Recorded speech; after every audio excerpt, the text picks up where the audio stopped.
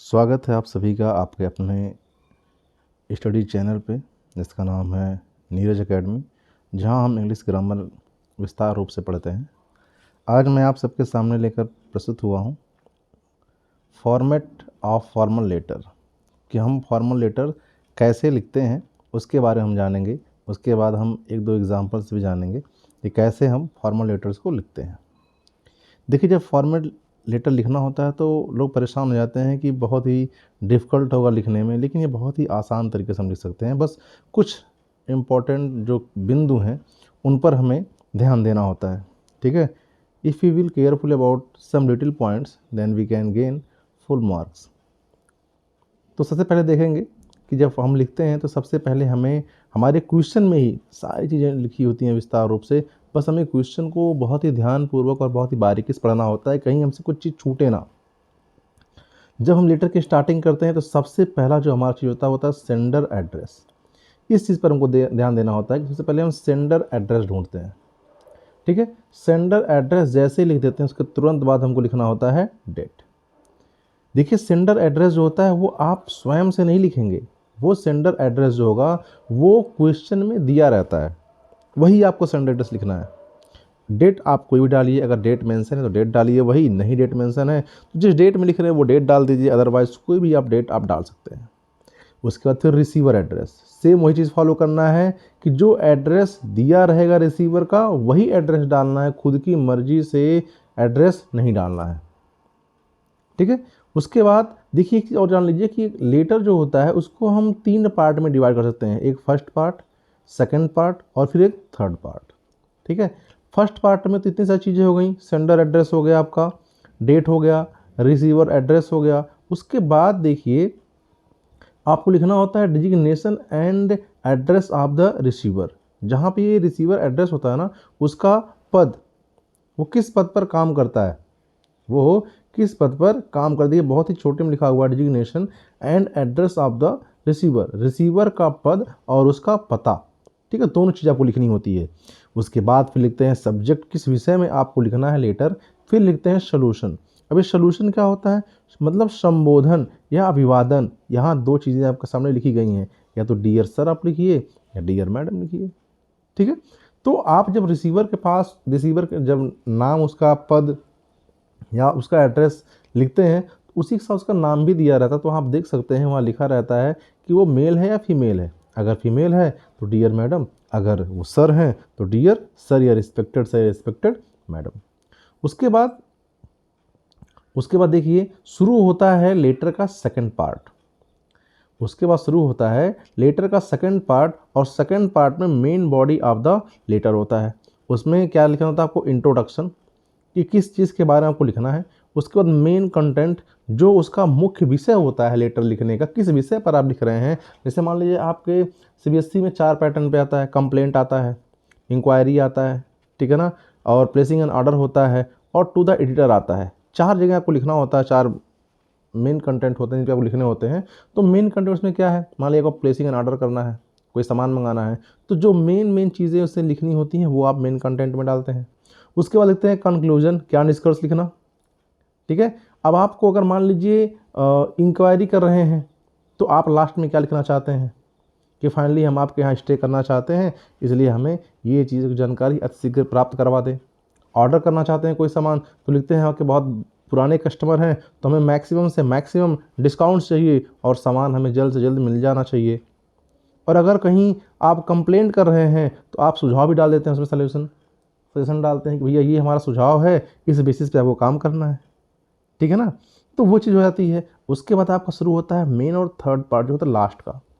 देखिए, हर पार्ट का अपना इंपॉर्टेंट रोल है। इसका मतलब ये बिल्कुल भी नहीं है कि आप जो है फर्स्ट पार्ट को ज़्यादा इंपॉर्टेंस देंगे, सेकंड पार्ट को कम इंपॉर्टेंस देंगे, थर्ड पार्ट को उससे भी कम, ऐसा बिल्कुल नहीं है। हर एक पार्ट का अपना इंपॉर्टेंट रोल होता है। तो थर्ड पार्ट में आप लिखेंगे योर ट्रूली, योर सिंसियरली, ठीक है ना। आप जब उसको ख़त्म करेंगे तो योर्स ट्रूली हो जाएगा और योर सिंसियरली, उसके बाद फिर लास्ट में नेम ऑफ द सेंडर, और फिर लिख करके इसको अपने लेटर को फिनिश करते हैं, ठीक है ना। जो सेंडर का नाम दिया रहता है भाई वही आप लिखेंगे, ये नहीं कि आप अपनी मर्जी से अपना नाम लिख दें या किसी और का नाम लिख दें। ऐसा आपको बिल्कुल भी नहीं करना है। जो चीज़ यहाँ मेंशन होगी आपको वही चीज़ लिख करके इसमें डाल देना है, ठीक है ना। इस तरह से आपका ये हो गया लेटर का फॉर्मेट हो गया, पैटर्न हो गया, ठीक है ना। अब आपको मैं दूसरा इसका हिस्सा दिखाता हूँ, वहाँ पर आप देखेंगे एक मैं लेटर का एग्जांपल ले रहा हूँ और उसे आपको यहाँ पे करना है, ठीक है।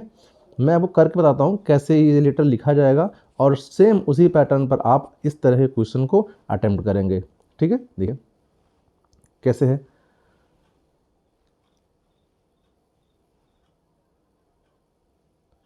लेटर लिखने में देखिए थोड़ी सी सावधानी रखनी होती है कि जो भी लेटर होते हैं उन्हें उनके क्वेश्चन को आप बार बार पढ़ना होता है। Again and again if you will read then you will get the exact point what the question is saying to you, and once you understand the question then you can solve your answer very easily. Question है देखिए, letter है complaint का, और ये देखिए question आ चुका है 2020 में। कह रहा है यू आर सम्मी एंड और सपना। देखिए आपको एक चीज़ मिल गया, पहले आप पॉइंट कर लीजिए, नाम मिल गया है। जो सेंडर है उसका नाम आपको मिल गया, यानी जब आप योर्स ट्रूली लिखेंगे तो आप अपना नाम जरूर लिखेंगे। फिर कह रहा है रेसिडेंट, निवासी हैं आप, कहाँ के, टॉल माल रोड आगरा। देखिए आपको एड्रेस मिल गया, आपका सेंडर एड्रेस। आपने क्या ध्यान दिया है, you have noticed that majority of the water taps in your colony keep on leaking, कि आपके कॉलोनी की बहुत सारे जो टैप्स हैं यानी जो टोटिंग है वो क्या कर रही हैं, लीक कर रही हैं, उससे पानी टपक रहा है। Also water drips from various joints in the supply pipes, और जहाँ जहाँ पे सप्लाई पाइप्स के जॉइंट्स हैं वहाँ से भी पानी जो है टपक रहा है, यानी पानी बहुत ज़्यादा लीक कर रहा है। All these lead to a big wastage of potable water, और ये सारी चीज़ें जो हैं आपके पानी की जो है अत्यधिक मात्रा क्या कर रही हैं, डिस्ट्रॉय कर रही हैं, बर्बाद कर रही हैं। उसके बाद कह रहा है कि आपको क्या करना है, write a letter to of complaint to the municipal commissioner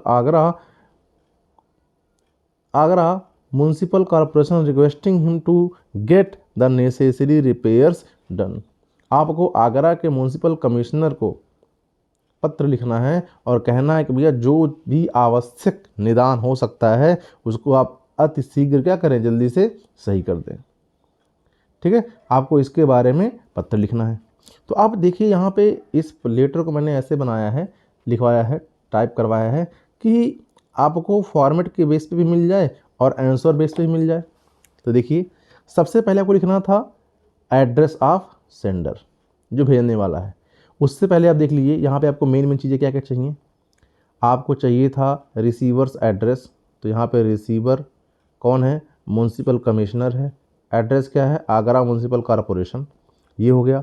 problem क्या है भाई, प्रॉब्लम है कि आपका जो वाटर लीकेज है, क्या है, वाटर लीकेज, कॉलोनी में वाटर जो है लीक कर रहा है, वो है आपका, ठीक है। इसमें से हर एक लाइन को आपको उठा लेना है अपने आंसर में जब आप लिखेंगे तो, और कैसे उठाएंगे मैं आपको बताता हूँ। देखिए एड्रेस हो गया सेंडर का, लिख दिया टर्ल माल रोड आगरा, आपने पहले लाइन में पढ़ा है इसको। डेट आप डाल दीजिए 26 मार्च, जो भी आपको डेट डालना है, ईयर आप डाल दीजिए।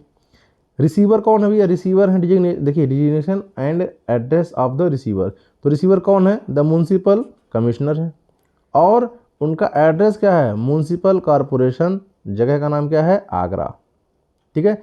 सब्जेक्ट क्या है, to get the necessary water repairs done in the locality, कि जो लोकेलिटी में वाटर टैप्स हैं, ठीक है, उनमें जितनी आवश्यक रिपेयर्स की ज़रूरत है उन्हें वो कर दें।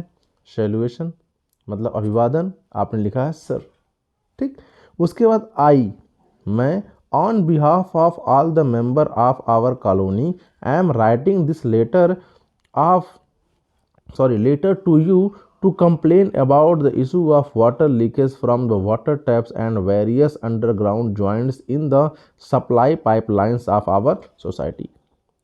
अब आप इसे अपने लैंग्वेज में भी लिख सकते हैं, जैसे आप चाहें आप उस तरह से इसे लिख सकते हैं। जैसे कि देखिए आप ये भी लिख सकते थे कि I have seen in my colony that many of the taps has leakage problem, ठीक है। लेकिन ये लाइनें भी अच्छी हैं, देखिए जो लाइनें अंडरलाइन है इन लाइनों का तात्पर्य यह है कि ये लाइन आप बदल सकते हैं, लेकिन ये लाइन आप जनरली लिख सकते हैं, I on behalf of the member, मैं अपने कॉलोनी का आदमी होने के नाते मैं यह पत्र लिख रहा हूँ या शिकायत कर रहा हूँ कि मेरी कॉलोनी की जितनी अंडरग्राउंड जॉइंट्स हैं, ज़मीन के अंदर जो जॉइंट्स हैं वहाँ पे लीकेज है, और लीकेज हो तो पानी ऊपर की तरफ आ रहा है। ठीक है, उसके बाद फिर ये हो गया आपका स्टेट द इशू प्रॉब्लम, ये मेन जो इशू था, मुख्य प्रॉब्लम, उससे आपने निगाह डाल दी। जो लेटर पाने वाला वो तुरंत इसको पढ़ेगा। उसके बाद डिटेल अबाउट द कंप्लेंट, आप डिटेल में दीजिए उसको क्या कर रहा है, we have been repairing the major minor water leakage, जो बहुत छोटी छोटी वाटर लीकेज की प्रॉब्लम थी उन्हें हमने रिपेयर कर लिया, from the community water taps for a long time, और लंबे समय से हम करते चले आ रहे हैं उस चीज़ को। How your a major problem has taken a big shape lately as the water drips from various joints in supply pipeline, water can be seen in many places on the pavement and the road in the colony. It has led to a big wastage of potable water. अब क्या कहना चाहता है, कह रहा है कि अगर यहाँ की चीज़ों का जो टैप्स के टपकने की समस्या है वो सॉल्व नहीं किया गया तो यह एक दिन बहुत ही बड़ी समस्या ले लेगी, और बड़ी समस्या के थ्रू ये हो जाएगा कि हम जगह जगह पानी देखने को पाएंगे, कॉलोनी में पानी भर जाएगा, रोड में पानी भर जाएगा, और यह एक बिग वेस्टेज भी है, अत्यधिक मात्रा में पानी, इससे नुकसान भी हो रहा है। फिर निगाह डालिए, अब जो तीसरा आपका पार्ट है, थर्ड पार्ट, वो ये कह रहा है कि mention the required step, suggestion और सोल्यूशन। आपने पहला क्या किया, पहला आपने निगाह डाल दिया क्या प्रॉब्लम है, दूसरा आप ये नंबर 1 हो गया आपका, नंबर टू आपने ये कहा डिटेल अबाउट द कंप्लेंट, आपने डिटेल बता दिया। तीसरा है आपका मेंशन द रिक्वायर्ड स्टेप्स, क्या जरूरी स्टेप्स है, तो ये है दिस इज सीरियस इशू, यह बहुत ही गंभीर समस्या है, and it need a quick solution, और इस पर तुरंत से तुरंत इसका समाधान किया जाना चाहिए।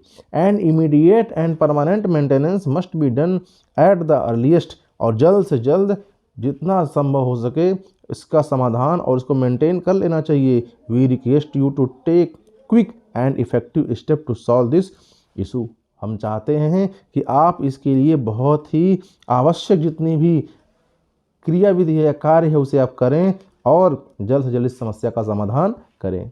और लास्ट में आपको लिखना था कॉम्प्लीमेंट्री क्लोज थैंकिंग यू, और उसके बाद फिर देखिए लास्ट में लिखा हुआ है signature name of the sender, तो आपके पास अगर आप लड़के हैं तो सम्मी और लड़की हैं तो सपना, योर फेथफुल्ली के साथ वो नाम लिख देंगे। अब देखिए कुछ चीज़ें यहाँ पे मैंने टिप्स के थ्रू यहाँ मेंशन करवाई है। देखिए कह रहा है some students write wrong address date और signature, you have to write, इस चीज़ को आप हल्के में नहीं लेंगे, ये ऐसे नहीं आ रहा गया है।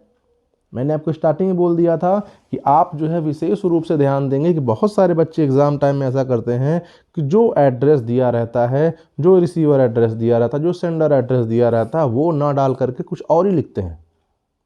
ऐसा लिखना एकदम मूर्खतापूर्ण बात है कि आप पूरा सलूशन सही कर रहे हैं, लेकिन जो है एड्रेस अपने मन से डाल करके पूरा अपना नंबर 0 करने पर लगे हुए हैं। और फिर कहते हैं एग्ज़ाम के बाद, कह रहे भैया मैंने तो पूरा लिखा हुआ था, और जब पूरा लिखा था नंबर मुझे मिला नहीं क्योंकि आपने गलती की थी, उस गलती पर ध्यान नहीं दिया कि ये बहुत बड़ी गलती है।